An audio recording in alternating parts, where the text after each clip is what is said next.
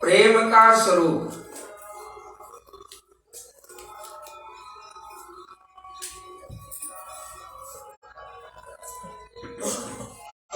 बाबूजी के प्रवचन से क्रम से आगे बाबूजी बताते हैं भगवान श्री कृष्ण के वन भोजन लीला का ध्यान। प्रश्न संख्या 141।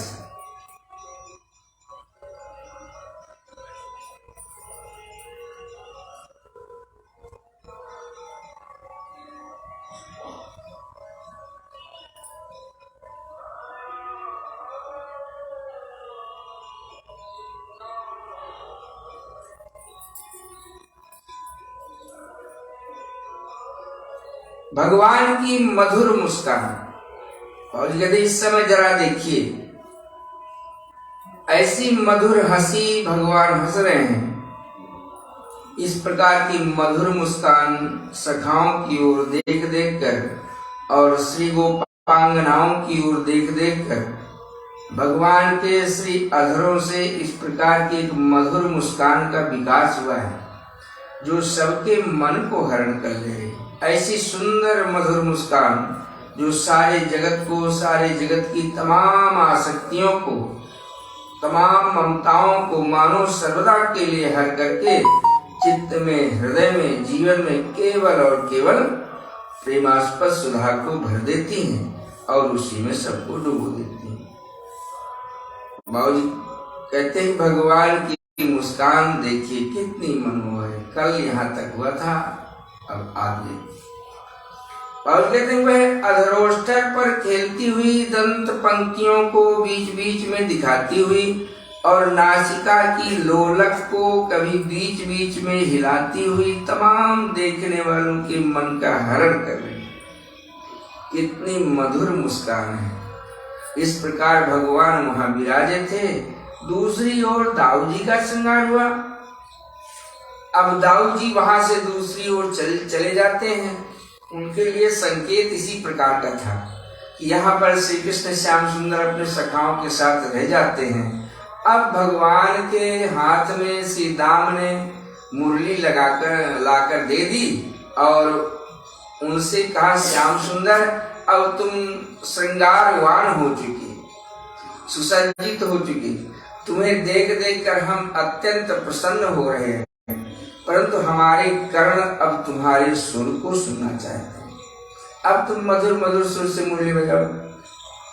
भगवान श्याम सुंदर ने सुंदर मनोहारिणी दिव्य मुनि मनहारिणी मुरली को अपने होठों पर रखा और मधुर स्वर भर के उस मुरली के द्वारा मधुर मनोहर गान करने लगे। बाबू कहते हैं जरा मुरली की ध्वनि सुनिए कितनी मनोहर है।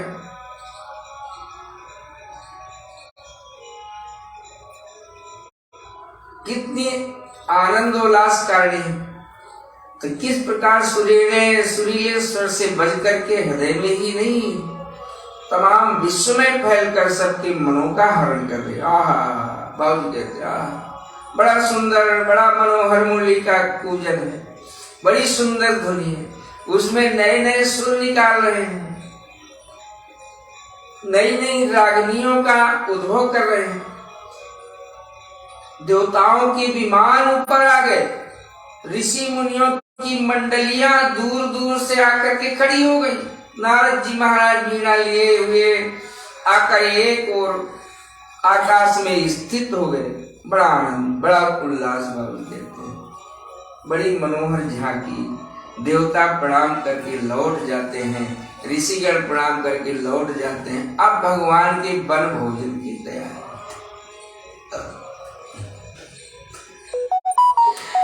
आज वन महोत्सव था ना बाबू कहते हैं, इसलिए उसके लिए सारी माताओं ने अपने अपने बच्चों के ब्याज से श्याम सुंदर को खिलाने के लिए तमाम बढ़िया बढ़िया सामग्री बना करके अपने अपने बच्चों के साथ भेजी। उनका उद्देश्य है बच्चों के बहाने श्याम सुंदर को भी चीजें खिलाना। बच्चों के प्रति उनका जो प्रेम पहले था वह अब उस प्रकार का नहीं रहा। अपने बच्चों से उनका प्रेम पहले था, अब उस प्रकार का नहीं रहा। अपने बच्चों से उनका प्रेम श्याम सुंदर के नाते से है। अब अपने बच्चों से प्रेम श्याम सुंदर के नाते से। श्याम सुंदर की वे सखा हैं, श्याम सुंदर उनको अपना मित्र मानते हैं, श्याम सुंदर उनके साथ खेलकर प्रसन्न होते हैं। वे श्याम सुंदर को आह्लाद प्राप्त कराने वाली, इसलिए उन बच्चों के प्रति माताओं को विशेष प्रेम है। अपने पुत्रों के नाते नहीं। वे माताएं, तरुणी माताएं, वृद्धा माताएं अपने अपने घर के कामों को छोड़कर इसी में लगी रहती कि वे स्वयं और उनके बच्चे किस प्रकार से श्याम सुंदर को प्रसन्न कर सकें, उन्हें सुखी बना सकें।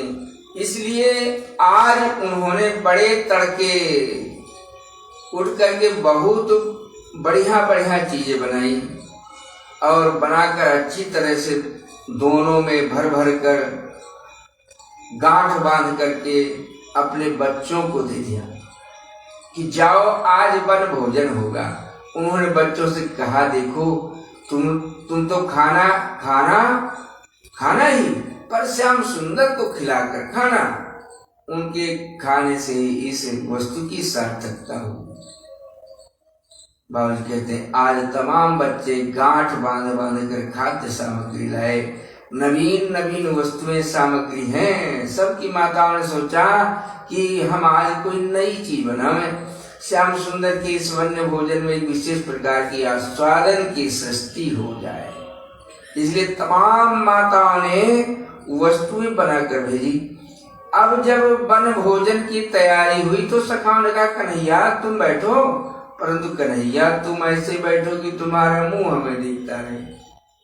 इसी प्रकार श्याम सुंदर जो सर्वभवन समर्थ हैं, बीच में बैठे हैं, मंडलाकार सखाओं की पंक्तियां बैठे हैं। भगवान के चारों ओर सबको ऐसा दिखा कि श्री कृष्ण ने हमारी ही ओर मुंह करके रखे। अब सबके सामने पत्तलें रख दी गई। पत्तलों में वृक्षों के पत्ते थे, कोई बड़ा पत्ता, कहीं दो दो पत्ते थे। तो दोपहर घर से लाई सभी सामग्री परोसी गई। श्याम सुंदर उठे और सबकी पत्तलों को देखते रहे। एक के पास पहुंचे तो बोले, तूने बेईमानी की, चोरी की, माँ की दी हुई चीज उठाकर खा गए। अब उसकी सारी व्याकुलता दूर हो गई। अंतर्यामी भगवान ने सबके साथ ये भोज सुसंपन्न किया। भोजन सुसंपन्न होने के बाद सबने जाकर यमुना जी में हस्त प्रक्षालन किया, जलपान किया, फिर सब आकर बैठ गए। अब खेलने की बारी है। खेलने के पूर्व एक विचित्र बात और होती है, और कहते हैं वह यह है कि जो वात्सल्यवती माताएं थी वे तो घरों को लौट गई, परंतु जो तमाम सखियां थीं श्री गोपांगनाओं में वे रह गई। ब्रज के गोपगण और भगवान श्याम सुंदर रह गए। अब इन ब्रज बालाओं के मन में एक विशेष बात स्फूर्त हुई कि आज श्री कृष्ण को विशेष रूप से हम लोग भी सजाएंगे। माँ तो रोज सजाती है, माँ का सजाना देखकर इनके मन में हमेशा ये बात आया करती कि हम भी सजावें। सखा भी रोज सजाते, सखाओं का सजाना भी देखकर इनके मन में आती कि हम भी श्याम सुंदर को सजाएं।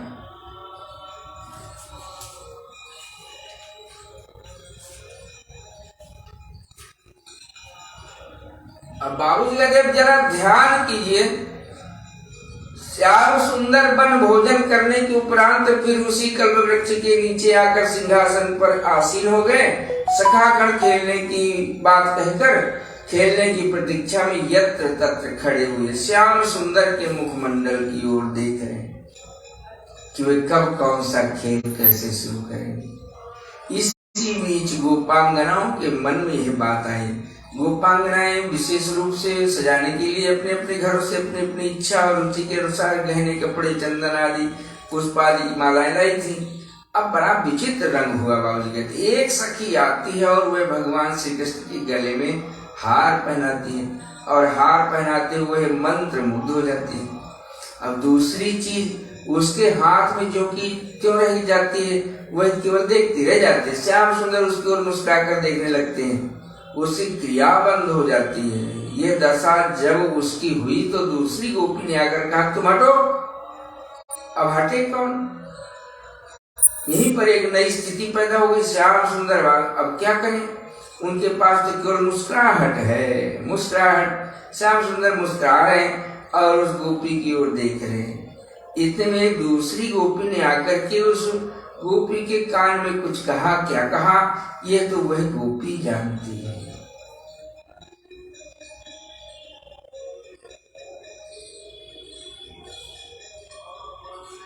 और कहने वाली जानती है। बाबा जी कहते हैं, ये कहते हैं कि उस गोपी को चेतना आ गई और चेतना आने के साथ ही उसने वहां पर नृत्य आरंभ कर दिया। यहाँ अब ये श्रृंगार रह गया सारा का सारा। अब सारी गोपियों का नृत्य आरंभ हो गया, बच्चों का खेल रह गया। गोपियां मंत्र मुग्ध सी होकर विविध भावों से, विविध भंगिमाओं से नृत्य करने लगी। रास मंडल में उन्होंने नृत्य किया था श्याम सुंदर के साथ। बीच बीच में श्याम सुंदर थे। आज वे श्याम सुंदर के सामने मंत्र मुग्ध होकर, प्रेम मुग्ध होकर, प्रेमास्त्र का पान करके प्रमत्त होकर सब की सब विचित्र भाव भंगिमाओं से नृत्य करने लगे। बाबूजी कहते हैं उनके नृत्य को देखकर श्याम सुंदर अत्यंत मुग्ध हो गए और उनके बीच में आकर स्वयं नृत्य करने लगे। श्याम सुंदर आज नृत्य करने वाले श्रृंगार से सुसज्जित है, नटवर बपू है ना। कानों में कनेर के पुष्पों को लगाए, मस्तक पर आम्र कपोलों को गूंथे, अपने केशों में पुष्पों के गुच्छों को गुथाए, नाना प्रकार की धातुओं से सुसज्जित, पैर में घूंघर बांधे हुए भगवान श्याम सुंदर उनके बीच में आकर नृत्य करने लगे। अब सखाओं से नहीं रहा गया, पर सखाओं के बीच में गोपांगनाएं आ गई। अब सखाओं और गोपांगनाओं में कश्मकश शुरू हो गई। बाबूजी कहते हैं कि हम श्याम सुंदर के सखा हैं, हम बीच में उनके समीप नाचेंगे, परंतु श्याम सुंदर को होश है और न ही बाबूजी कहते परंतु न श्याम सुंदर को होश है और न ही गोपांगनाओं को होश है। इसलिए आनंद और उठा। वन के तमाम पशु पक्षी निर्निमेष नेत्रों से देखने लगे। उनके आंखों की पलकें पड़नी बंद हो गई। वे सब वृक्षों की डालियों पर बैठ बैठ कर के इस आनंद महानृत्य का दर्शन करने लगे। बड़ा सुंदर वहां पर सुंदर नाम ध्वनि, आनंद ध्वनि सुन करके आसपास जो गायें जा रही थी वे आ गई। अब गायों ने अपने अपने कान लगा दिए, गायों और बछड़ों ने अपने कर्णपुट ऊपर कर लिए उस मधुर आनंद नृत्य ध्वनि को सुनने के लिए।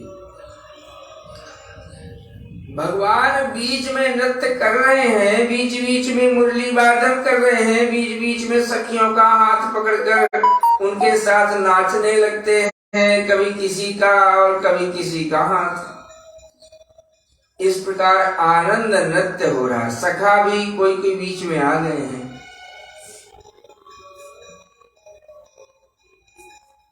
लाइव टेलीकास्ट सखा भी कोई कोई बीच में आ गए हैं।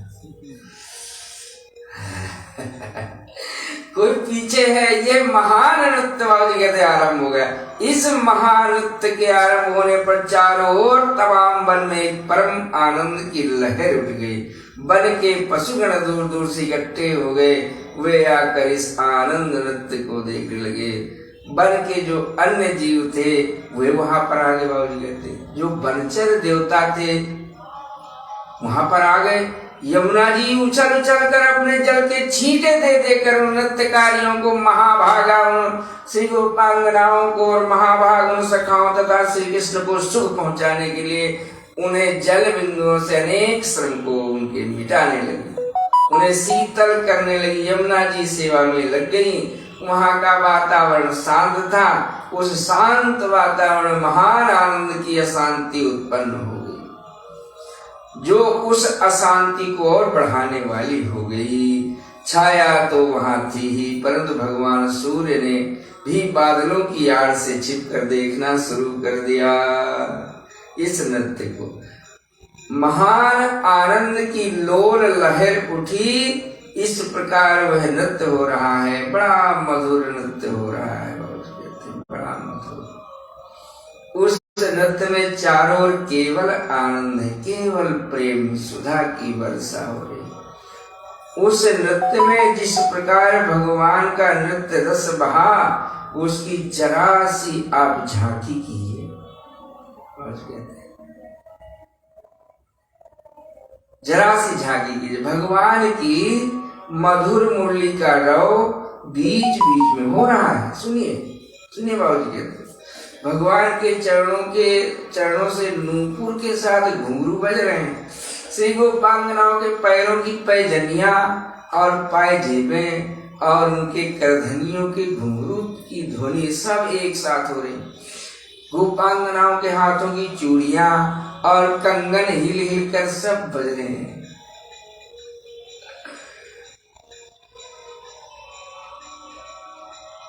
श्री गोपांगनाओं के श्रीमुख से जो भगवान के गुणगान की एक मधुर ध्वनि हो रही है, वे सब मुरली ध्वनि के साथ साथ कानों को अत्यंत सुख दे रहे हैं।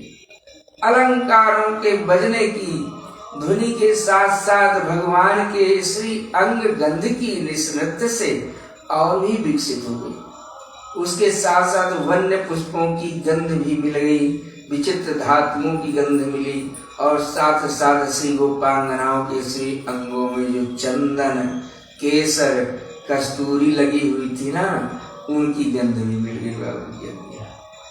जिससे एक विचित्र गंध का समूह वहां पर चारों ओर प्रसरित हो गया, विस्तृत हो गया। सब लोग उस परम विस्तीर्ण सुखमय सौरभ से सुखी हो गए।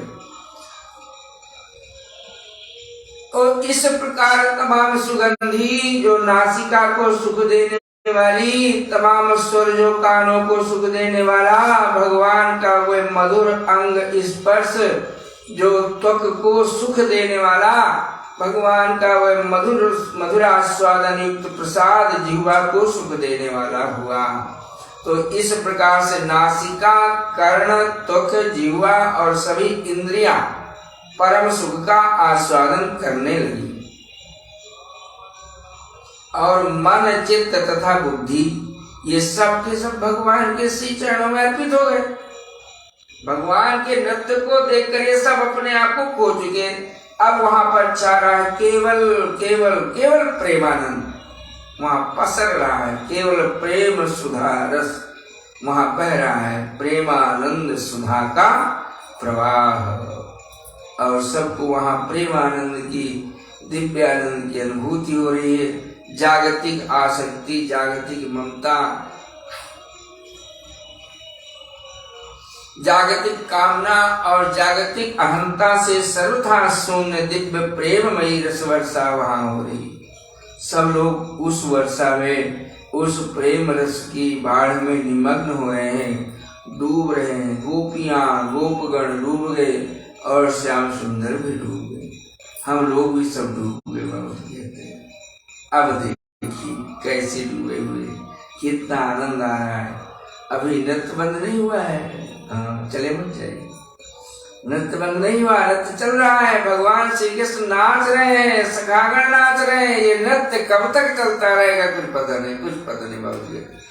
तो कहते हैं कि ऋषिकेश में गंगा जी के पावन तट पर कुछ श्रद्धालु प्रेमी साधकों के आग्रह पर श्री भाई जी ने ये वर्णन करके ध्यान कर रहे हैं।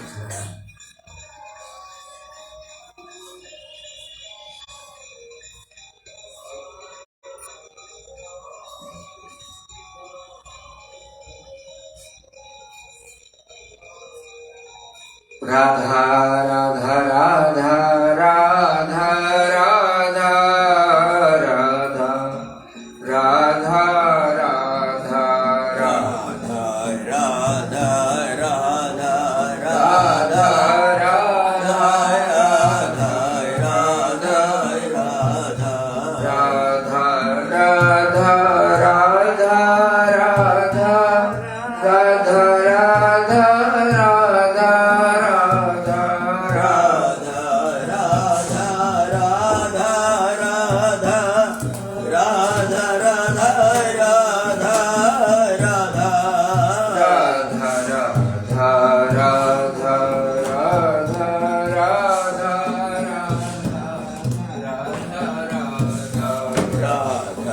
राधा